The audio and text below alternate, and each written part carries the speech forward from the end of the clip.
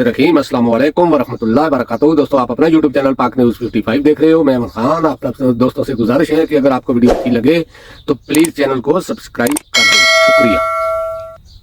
बहुत अहम खबरें हैं और ख़ास करके इस हुकूमत और अपोजिशन यानी कि तहरीक इंसाफ के लिए बहुत अहम खबरें हैं।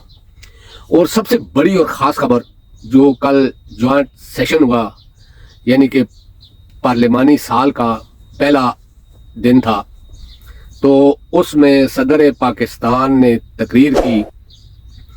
उस तकरीर में क्या हुआ, क्या ख़ास बात थी, इस पर बात करूंगा। इसके अलावा इमरान खान जो इस वक्त क्रीज से बाहर निकल के खेल रहा है, उसकी क्या वजह है, उस पर बात करूंगा। और मरियम जो कुछ इमरान खान करता रहा है और जिस तरीके से करता रहा है वही कुछ कर रही है, और सब चीज़ों में नवाज शरीफ को आगे कर रही है। तो सबसे पहले तो मैं जो यानी कि कल का ज्वाइंट सेशन था, इस पर थोड़ी सी बात करूंगा। ज्वाइंट सेशन शुरू हुआ तो आगाज से ही शोर शराबा शुरू हो गया, क्योंकि तहरीक इंसाफ जो इस वक्त अपोजिशन में है तो वो असल हुकूमत, लेकिन वो अपोजिशन में है, उसको यानी कि फार्म 47 के मुताबिक हरा दिया गया। और दूसरी साइड में फार्म 47 वाला सदर बना हुआ है जो तकरीर कर रहा था। तो शुरू से ही इस तकरीर में इतनी हल्लड़बाजी हुई कि जरदारी तकरीर करनी भूल गया, लेकिन उसने कोशिश करके जैसे तैसे करके तकरीर को आगे बढ़ाया और जो कुछ लिखा हुआ था वो पढ़ रहा।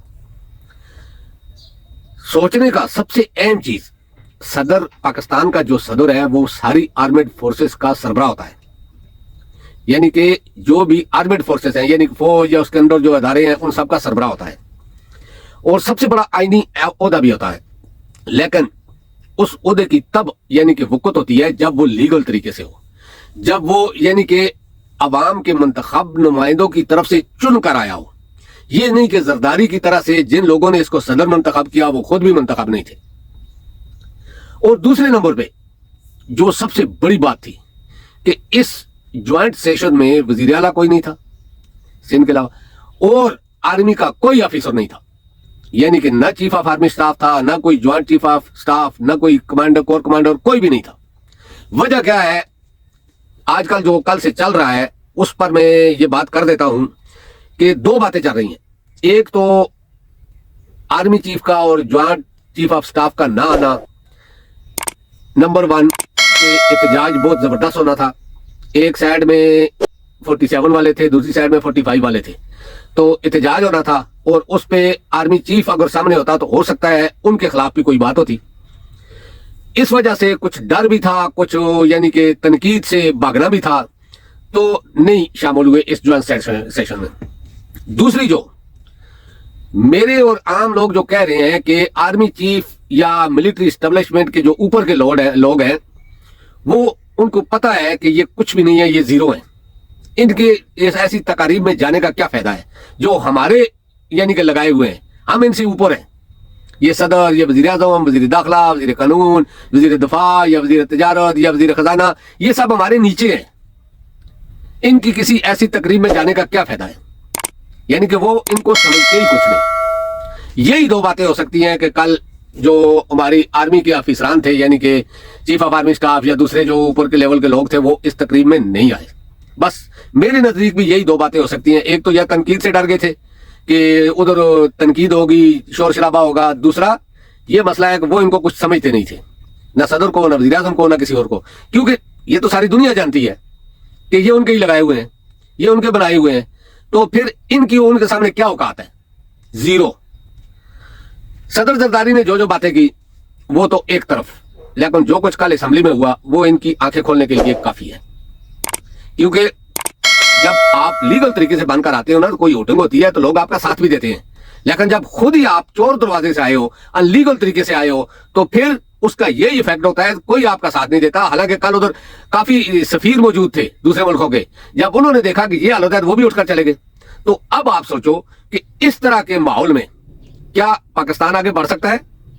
क्या पाकिस्तान में कोई बैरूनी मुल्क सरमायाकार आगे सरमायाकारी कर सकता है? पाकिस्तान के जो अपने सरमायाकार हैं, जिन्होंने अपना सारा सरमाया बाहर ले जाए चले गए हैं, इसको 2-3 साल के अंदर अंदर, क्या वो वापस आ सकते हैं? तो मेरे अंदाजे के मुताबिक नहीं। जवाब इसका नहीं में है। क्यों? कि उनको पता है कि ये हुकूमत اگر چلے گی تو تب بھی یہ اسی طرح چلے گی، یعنی کہ رینگ رینگ کر چلے گی، گھٹنوں کے بال چلے گی۔ آپ نے دیکھا کہ اسمبلی میں دوسرا جو بڑی شخصیت یعنی کہ ان کے نزدیک، میں تو اس کو کچھ نہیں سمجھتا، وجہ اس لیے کہ وہ بھی 2 نمبر طریقے سے آیا ہے۔ اگر لیگل طریقے سے آتا میں اس کو سلوٹ کرتا۔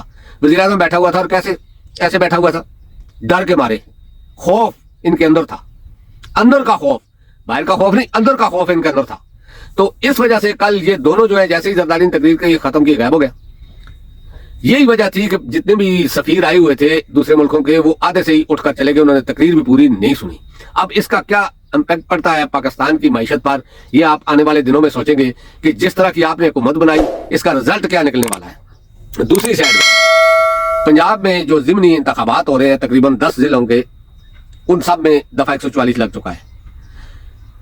یہ دفعہ 144 اسی جگہ پر کیوں لگتا ہے جہاں پر تحریک انصاف کوئی جلسہ کرنے جا رہی ہوتی ہے؟ حالانکہ الیکشن کے دوران انتخابی مہم ہے، اس میں میٹنگیں بھی ہوتی ہیں، جلسے بھی ہوتے ہیں، جلوس بھی نکلتے ہیں، تو ان کو روکنے کے لیے تو پھر آپ یہ انتخابات کروا کیوں رہے ہیں؟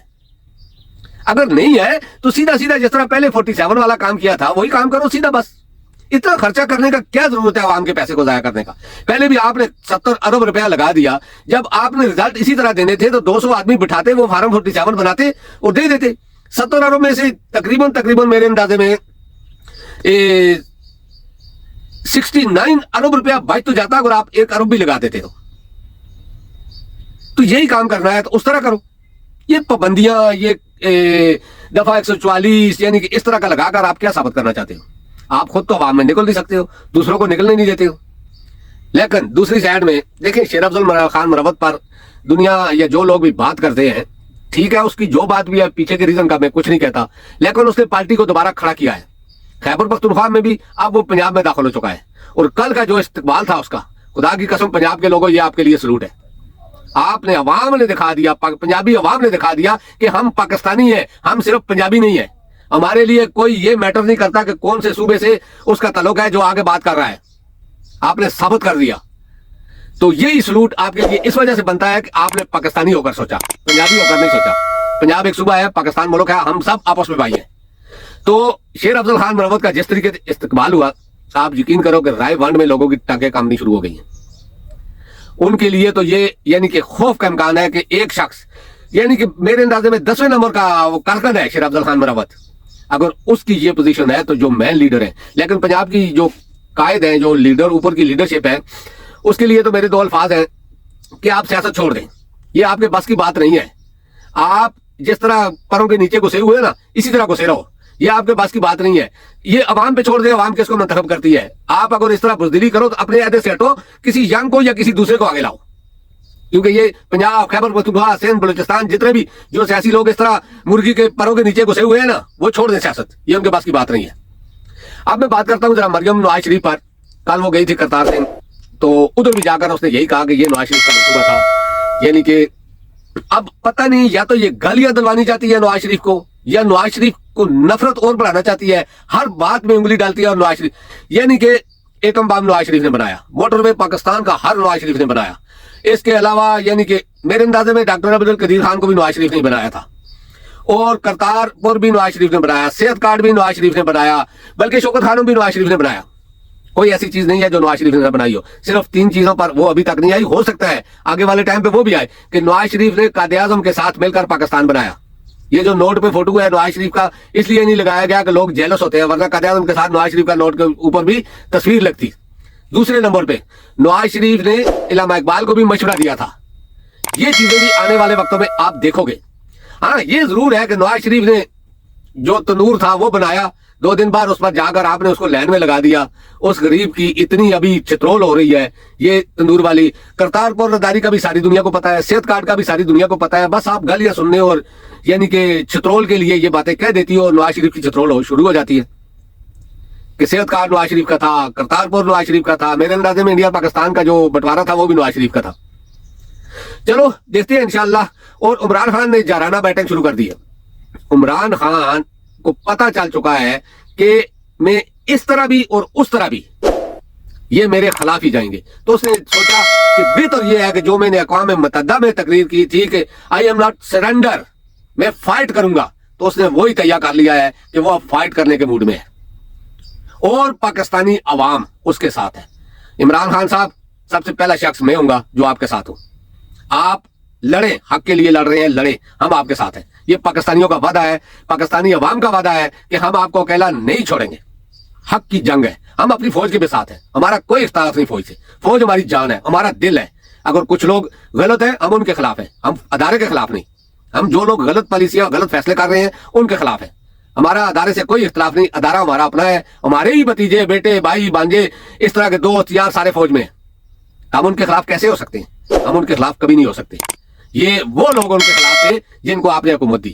یہی وجہ ہے کہ یہ فیصلے جو آپ نے کیے, جو کر رہے ہو, یہ فیصلے آپ کے گلے میں پڑ رہے ہیں. لوگوں کی نفرت ان فیصلوں کی وجہ سے ہے. جن لوگوں سے نفرت کرتی ہے عوام, ان لوگوں کو آپ نے سروں میں بٹھایا ہوا ہے عوام کے. عوام پھر آپ کے بھی خلاف ہوگی. یہ تو فیصلہ بتاتا ہے نا کہ کون سا فیصلہ ٹھیک ہے, کون سا غلط ہے. تو دوستوں اب تک کے لیے اتنا ہی. انشاءاللہ نیکسٹ ولاگ میں آپ سے ملاقات ہوگی. اللہ پاک آپ سب کو اپنی زمان میں رکھے. اللہ حافظ. السلام علیکم و رحمۃ اللہ وبرکاتہ.